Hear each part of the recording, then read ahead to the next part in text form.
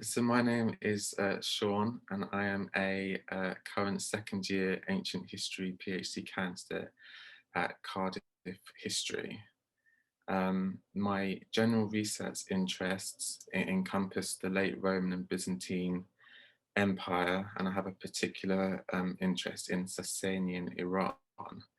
Um, and within those sort of general fields, I sort of like to examine leadership portrayals, and that's sort of imperial at a royal level, and then also military leadership depictions. And that's basically where my PhD lends its focus in, is in leadership depictions of these two empires. Thank you so much, Sean, for joining us today, and I really appreciate your time. Your research sounds really interesting. Um, Second year, that's quite exciting. Congratulations. Thank you. So it must Thank be you. quite interesting to do a PhD in the time of COVID as well. I can Yes. imagine. Yeah. And so you spoke a little bit about your research interests, and that's very interesting. But perhaps maybe we can I can go into the topic of why you decided to pursue these interests. Yeah, so my interest in sort of looking at Roman and Sasanian relations and the sort of communication and adaptation and adoption and cooperation between the two empires sort of stemmed from third year at undergrad, where I took a module and I had to do sort of a presentation in a conference style on Roman and Sasanian military development over time. And then from there, sort of my interest in the Sasanian Empire sort of grew.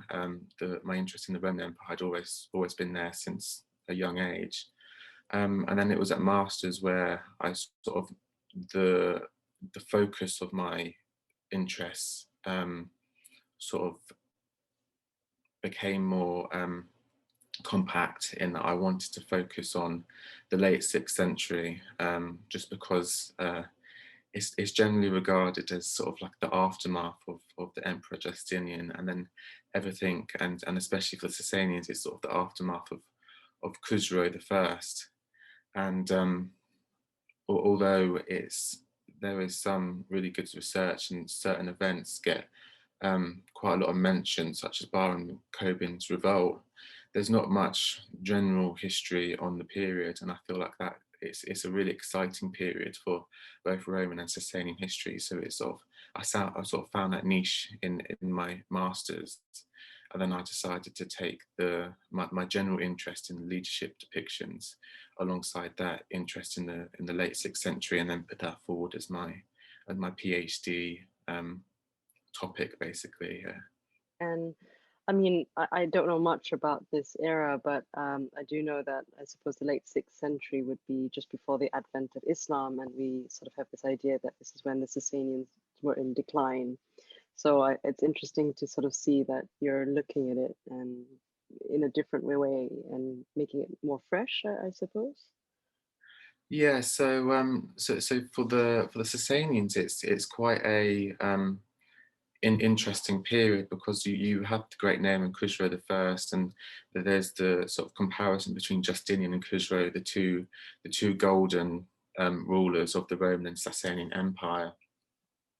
And then for the Romans, you generally see what people generally think is a decline after Justinian, whereas for the Sasanians, you see with the second investiture of Khusro, and then his consequent war with the Roman Empire in the early 7th century, is obviously it's the Sasanian Empire's biggest expansion. Right. So in that sense, it's quite interesting, because it's almost the too good to be true element of it. So Hmm. what I'm looking at is sort of the build up to that, and you can generally see some of the points in which you sort of start to see, okay, that this person might not be the best to lead the Sasanians, or I can see why he failed later on because of his character. And so it's a really interesting period to sort of see the transitioning nature of leadership, and how that would then later impact in what we would traditionally call the decline of the Sasanian Empire in the early to mid 7th century. Yeah, I look forward to seeing where your research goes with that. Yeah, I suppose leadership, I mean, it's based on human character and human experience, isn't it? I mean, we're not all going upwards, it dips and falls, and so it's interesting that you're Yeah, seeing it no, from that perspective. yeah, and that's a really interesting point that you've made, and that's very much what I sort of want to bring across in my research Oh, is good. that there's a lot of research been done and very successfully done on the ideologies of the two empires, especially for Sasanian. I don't think I could do anything new, particularly on the ideology of the Sasanians. But what I really want to sort of get through in my research is the realities of kingship. You know, Mm, so what did it actually mean to be a king? Like mm, so one way I'm doing that is I'm looking at inauguration speeches for the Romans and Sasanians and sort of yeah. comparing them both. And in there, you get sort of a reality of, yes, you have the usual ideology of the states given, and you know, the rhetoric and the panegyric, but you also get a real sense of the character, you know, and that's by looking at sort of the emotions of the ruler, their consequent actions, how that impacts on the emotions and feelings of the general populace. And I think that's what's really interesting about kingship is to see, yes, it may seem great when you look at the ideological um, baseline. You know, if you look at kingship as an ideology, you think, oh, it's great. You know, why wouldn't you want to be king? But then when you actually look at the reality of ruling these empires and states in, especially in the late 6th century, which is quite a turbulent time, um, it's very hard, and especially for the Roman emperors, which is something I'm looking at very much now, is that they almost sort of want to pass off the kingship. You know, it's a role and responsibility, and they're very much, I've done my duty. It's taken its toll on me. You know, I'm very happy to pass it on to my successor. And then on comparison, and you see the Sasanian side, and they're very much sort of the opposite, and they're very much, I'm ready for this kingship. I'm ready for this. Um, and then you sort of and that's sort of fairly consistent all the way through, but then when you look at the wear and tear of what goes on in the empire, you then realize actually this burden of being a king actually takes a massive um, taking on an individual, and especially on sort of what I'm quite interested in looking at is the mental health. I'm definitely not doing it from a sort of a sociological point of view, because I'm not experienced in that. But you can generally see in sort of the emotions and the words and the way they're written is that it takes a mental toll on a ruler. And I feel like that's very important. You sort of see the gloss of the ideology, and then you look at the events of they did this, they did that, that's where they went wrong. But it's actually, to an extent, getting to know the individual, which is sort of what's relatively missing in academic studies in the two empires, I feel, at the moment. No, that's really incredible. And it sounds so contemporary, you know? We think about, you know, if you look at British prime ministers who are like, no, no, you deal with Brexit. You know? So it just made me think of that sometimes when you were talking. But I think it's very important to sort of humanize these kind of histories. As you said, you know, it's glossed over, but we don't really know what's going on inside. And yeah, it's Yeah, great. and I think that's one of the hardest things actually is how do you tackle the sources, and how do you get Mm, that sort of information out of the sources? So a hmm. lot of the sources, if they're written during an emperor's or a Sasanian king's reign, it's generally quite positive, Mm, unless it's propaganda against a certain emperor from a previous reign, which we find for Hormizd the fourth is that there's a lot of propaganda against him by Khusro II, um, in the literary sources at least. So it's really it's I suppose the most tricky bit is understanding the sources, where they come from, um, and trying to get that human level, like you said, out of it. And I feel that's the most exciting bit about it, actually, is learning mm. to learning the individuals and getting to know them. You know, we're never going to know them perfectly, or like a good contemporary today, we can talk to them, but it's interesting to know sort of maybe how they felt at certain points, and those sort of things. So yeah, that's nice. Makes me think of Cleopatra, because we have all these sort of Roman accounts of her, which are always really bad. But then, so it's trying to sort of see her from a different perspective. No, it just somehow make me think of that. Well, you've already answered this question a little bit with the sources, but have there been other surprises or challenges studying this era for you? I think the main thing is probably the sources, and just the fact that the very nature of Sasanian history is that when you're looking at the literature, it's very much limited to later Arabic historians and Firdousi Shahnameh. And then if you want sort of a more contemporary account of the Sasanians, you're looking more at the sort of the Greek, the Syrian, the Armenian accounts, which of course are external accounts. So our only really internal account of the Sasanians is the Shahnameh. So I think one of the critical things is to get in a grasp of the Sasanians, which is quite hard to get your head over sometimes, is actually what a bit like what the PhD generally is what was reality, what was the reality of these sources, and a bit like every good historian, historiography is such a not a burden to go through, but it's not perhaps the most exciting thing, but it's definitely necessary. Absolutely. And I feel for the Sasanians, it's a necessary thing before you even start looking at the history, is that you very much have to understand the source material and where they're coming from. I can imagine. And I don't know if it's worse with COVID. I mean, do you still have access to materials during the pandemic? Yeah, so I've generally been quite lucky in that a lot of the materials that I've got, the translations are in the library, and the originals are in the library too. So I've got the originals and the translations. Well, one of the only downsides is that I really wished I could go to Iran and see the rock reliefs. Of course. Because one of the things that I sort of, and Matthew Canepa sort of touches on this briefly, is that the rock reliefs are very much an ideological picture of the Sasanian kingship idea. And what I want to sort of see is, although looking at the pictures is great, and you can sort of get the very detail of what's happening, but you don't get the size, the grandeur of them. For me, who's non-Iranian, what would have the impact have been for the individuals seeing these things for the first time, or and then getting an opinion of Iranian. How do you feel seeing this thing possibly every other week?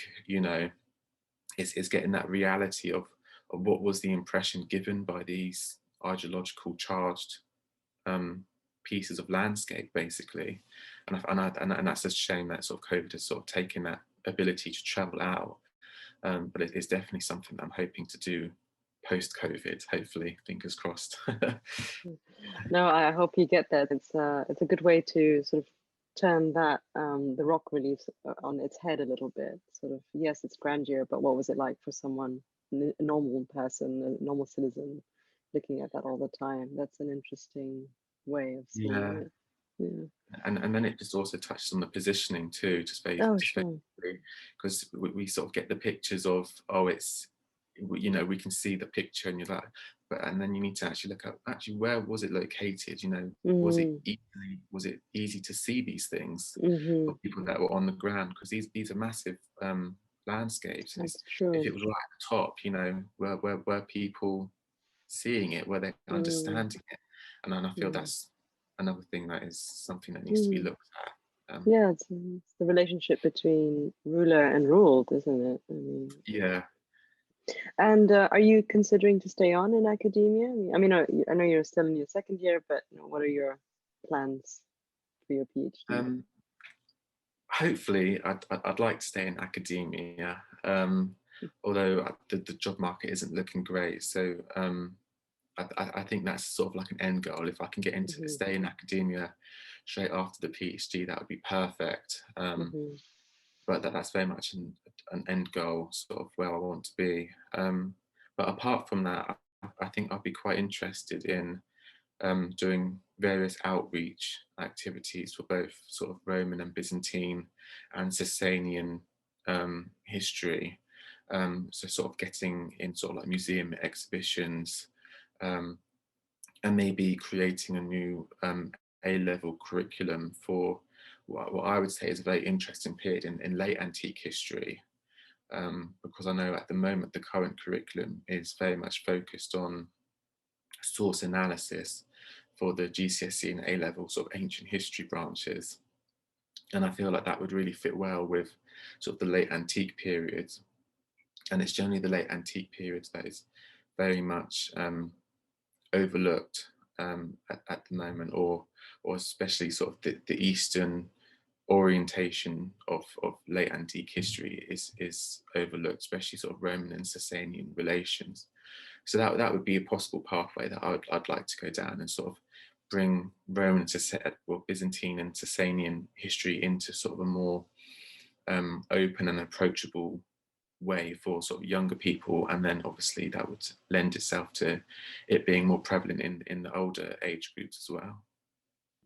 No, I think that's a fabulous idea because it perpetuates study and encourages sort of continuity for the scholarship. So that's a really really important idea. I hope that happens.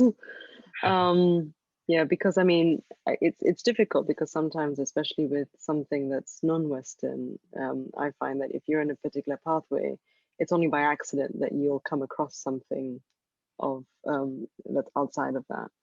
So it's nice if someone can have that interest from the beginning. Yeah, no, Yeah. definitely, Yeah. and it's a point that I put over in a recent conference paper actually, is that generally our the focus is generally Western history, and that's very Hmm. true for the ancient and medieval Mm. and relatively modern period too. Mm. Sure. It's only when sort of the true, especially for modern periods, it's when the true big powers interact with the East Hmm. that Hmm. you sort of start to learn about it. So, like you said, I think we definitely need to start bringing the orientation of the topics of history more central, um, and then it opens a plethora of options and possibilities for the field and for people's knowledge, I think so. Yeah, absolutely. And I think this leads in very nicely to my last question, and that is, where I mean, I know you work on Roman and Byzantine history, but and now Sasanian. But do you consider yourself as part of the Iranian studies field? Um, I think at the start I didn't, because I was very much focused on Roman and Byzantine history. But I've grown to appreciate the field of Sasanian history and generally the wider history of Iranian history, sort of like the ancient Persians, the Parthians, the Achaemenids, and then its continuation into the medieval period. I've sort of grown to appreciate that a lot more whilst I've been studying my PhD. So if you asked me that question a couple of years ago, I probably would say no. But Mm. at this current moment and how I'd like to progress, I would definitely like to be classed as sort of a late Roman and Byzantine scholar, but also a late antique Iranist, maybe if that's correct terminology, scholar. Mm. So Hmm. I very much Mm. feel that I'm becoming part of the um, one of the people of Iranian studies in that Mm. sense. So it's yeah, no, Mhm. it's nice not to be just focused on one individual place and Mm. time and period. It increases your ability to look at approaches and comparative methodologies. So yeah, and I'm very much coming into the Iranian research field So Mhm. No, that's wonderful. Thank you so much for your wonderful answers, Sean. It was such a lovely conversation, and I hope we'll keep in touch.